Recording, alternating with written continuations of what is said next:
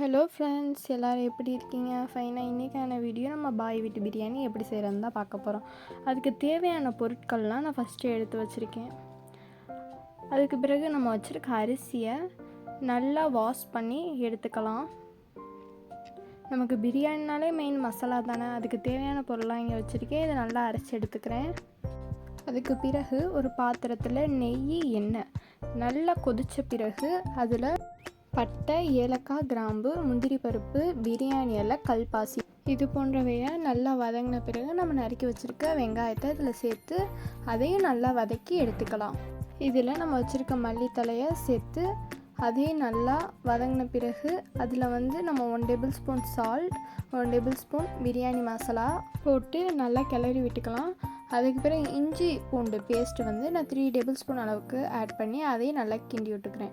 அதுக்கப்புறம் நம்ம நறுக்கி வச்சுருக்க தக்காளியை சேர்த்து அது நல்லா ஒரு கிளறி விட்டு ஒரு மூடியை வச்சு மூடி அது வதங்கின பிறகு தயிர், அப்புறம் நம்ம வச்சுருக்க பிரியாணி மசாலா அரைச்சோம் இல்லையா, அதையும் நான் இதில் சேர்த்துக்கிறேன்.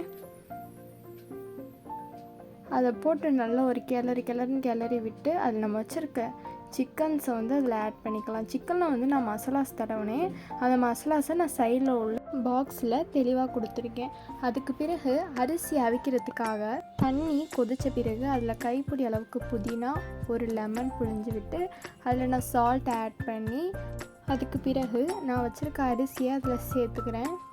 சேர்த்த பிறகு அதை நல்லா ஒரு கிளறி விட்டுக்கலாம். அது அரிசி வெந்த பிறகு இந்த பதத்தில் தான் இருக்கும். இதுக்கு பிறகு நம்ம ஒரு ஃபில்டரில் அதை நான் வடிகட்டி எடுத்துக்கிறேன். இந்த மெத்தட்லாம் முடிஞ்ச பிறகு நம்ம பிரியாணிக்காக செஞ்சு வச்சுருக்க மசாலாவில் நான் தேவையான அளவுக்கு தண்ணி சேர்த்துக்கிறேன். தண்ணி சேர்த்து அதில் நான் கைப்பிடி அளவுக்கு கல்லுப்பை தூவி விட்டுக்கிறேன். அது நல்லா கொதித்த பிறகு நம்ம வச்சுருக்கோம் இல்லையா அரிசி, அதை இதில் சேர்த்துக்கலாம். சேர்த்து நல்லா மிக்ஸ் பண்ணி விட்டுக்கலாம். நம்ம வச்சுருக்க அரிசியை நல்லா கொதிக்க விடணும்.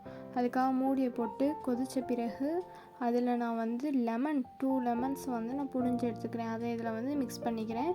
எல்லோரும் பிரியாணி செஞ்சு முடிச்ச பிறகு கலர் இல்லைன்னு ஃபீல் பண்ணுவீங்க. ஸோ அதனால் நான் இதில் ஃபுட் கலர் ஆட் பண்ணி நல்லா மிக்ஸ் பண்ணி எடுத்துக்கிறேன்.